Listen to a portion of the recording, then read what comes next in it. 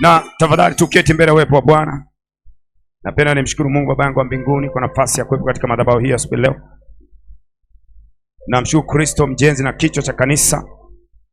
Namshukuru Roho Mtakatifu mtendaji mkuu wa serikali ya mbinguni.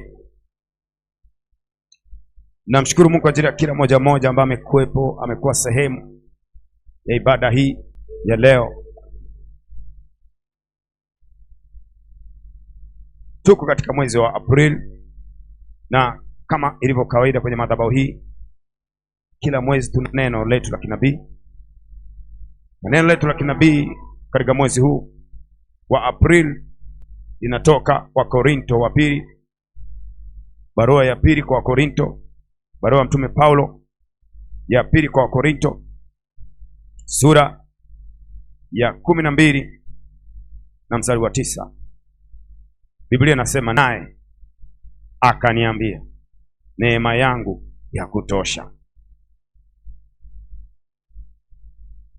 Huyu ni Mungu akamwambia Mtume Paulo, neema yangu ya kutosha. Alafu anasema, maana uweza wangu hutimilika katika udhaifu. Uweza wangu hutimilika katika udhaifu. Basi nitajisifia udhaifu wangu kwa furaha nyingi, ili uweza wa Kristo ukae juu yangu. Kupitia andiko hili nimejifunza ya kwamba mwanadamu yoyote hajakamilika, na kwa sababu hajakamilika ndio sababu anahitaji neema. Mwanadamu yoyote hajakamilika, hakuumbwa kwa kukamilika, na hiyo ndio sababu anahitaji kitu kinaitwa neema. Haleluya, amen. Ndio sababu tunahitaji neema. Hatukukamilishwa, hatukukamilika. Na katika mwezi huu ni unabii kwa mtu fulani. Neema ya Mungu ikufunike, amen. Ije juu yako kwa wingi, amen. Nasema neema iwe nyingi, amen, juu yako kwa jina la Yesu, amen. Lakini swala la msingi la kujiuliza, kwa sababu leo ni sehemu yetu ya kwanza. Nakumbuka kwamba Jumapili iliyopita ilikuwa ni baada yetu ya Pasaka. Kwa tulikuwa na ujumbe mahususi kwa ajili ya Pasaka. Kwa hiyo kwa tamko hili ama kwa neno hili la neema yangu ya kutosha, ni sehemu yetu ya kwanza. Na tamko la mwezi huu linasema neema ya Mungu inatosha. Haleluya, neema ya Mungu inatosha. Nataka ujitamkie mwenyewe ukisema, neema ya Mungu inatosha. Neema ya Mungu inatosha. Neema ya Mungu inatosha. Neema ya Mungu inatosha. Tena unaweza kusema, neema ya Mungu inanitosha. Neema ya Mungu inanitosha. Rudia tena, neema ya Mungu inanitosha. Neema ya Mungu inanitosha. Neema ya Mungu inanitosha. Neema ya Mungu inanitosha. Ninakutabiria, oh yes, neema ya Mungu itakuwa nyingi. Amen. Itakutosha. Amen. Nasema neema itakutosha. Amen. Penye upungufu neema ifunike. Amen. Katika jina la Yesu. Amen. Katika jina la Yesu. Amen. Katika jina la Yesu. Amen. Mahala ambapo hukuweza kuonekana, neema ikufanye uonekane. Amen. Nasema neema ikufanye uonekane. Amen. Mahali ambapo haukustahili, oh yes, neema ikustahilishe. Amen. Nasema utastahili kwa neema. Amen. Utastahili kwa neema. Amen. Pale uliposhindwa, oh yes, naona ukishinda kwa neema. Amen. Nasema ushinde kwa neema. Amen. Kwenye biashara yako ushinde kwa neema. Amen. Kwenye familia yako shinda kwa neema. Amen. Kwenye kazi zako shinda kwa neema. Amen. Kila unachofanya, Amen, kifanikiwe kwa neema. Amen. Katika jina la Yesu. Amen. Narudia tena, kila utakachofanya, oh yes, tangu sasa na kuendelea, oh yes, kifanikiwe kwa neema. Amen. Nasema kifanikiwe kwa neema. Amen. Katika jina la Yesu. Amen. Swala msingi la kujiuliza, neema ni nini? Tumesikia kila mtu anasema, Mungu nipe neema. Mungu akupe neema. Mungu nipe neema. Tumesikia sana. Lakini neema ni nini? Swala msingi sana kujua.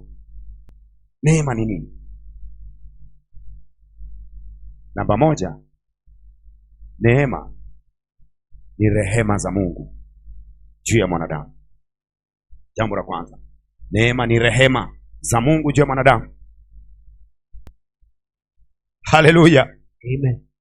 Yohana sura ya kwanza mstari wa 14 tutasoma mpaka 17. Nataka nikuoneshe kwamba neema ni rehema za Mungu juu ya mwanadamu. Yohana 17. Yohana 1. Yohana 1 mstari wa 14 mpaka 17. Yes. Naye neno alifanyika mwili akakaa kwetu, nasi tukauona utukufu wake, utukufu kama mwana pekee atokaye kwa Baba, amejaa neema na kweli. Yes. Yohana alimshuhudia, akapaza sauti yake akasema, huyu ndiye niliyenena habari zake, ya kwamba ajaye yu nyuma yangu amekuwa mbele yangu. Yohana akasema, huyu ndiye nilisema kwamba kuna mtu anakuja nyuma yangu, lakini yuko mbele yangu, lakini huyo mtu amejaa neema na kweli. Tuendelee. Kwa maana alikuwa kabla yangu, kwa kuwa katika utimilifu wake sisi sote tulipokea na neema juu ya neema. Kwa kuwa torati ilitolewa kwa mkono wa Musa, neema na kweli zilikuja kwa mkono wa Yesu. Anasema kupitia huyo ambaye amekuja nyuma yangu, lakini yuko mbele yangu, tumepokea neema juu ya neema. Lakini anamaliza kwa kusema torati ilikuja kwa mkono wa Musa, neema ilikuja kwa huyo ambaye amekuja nyuma yangu, lakini yuko mbele yangu. Tangu kuumbwa kwa ulimwengu alikuwepo mbele yangu. Huyo ndo amekuja na neema, ila torati ililetwa kwa mkono wa nani? Wa Musa. Kuna mambo mawili hapa, kuna torati upande mmoja na kuna neema upande mwingine. Anapozungumza torati anazungumza sheria. Sheria zilikuja na mkono wa Musa, neema ikaja na mkono wa huyo ambaye amekuja nyuma yangu, lakini amekuwepo mbele yangu. Haleluya, Amen. na ukisoma Waebrania sura ya 10 mstari wa 28 utafahamu kwamba anapozungumza torati ya Musa anamaanisha nini. Waebrania 10:28 Biblia inasema, mtu aliyedharau sheria ya Musa ufa pasipo huruma kwa neno la mashahidi wawili au watatu. Yeyote aliyedharau sheria ya Musa kabla neema ijaje, ikiwa wakatokea mashahidi wawili wakathibitisha, hakuna kitu kingine, ni kufa.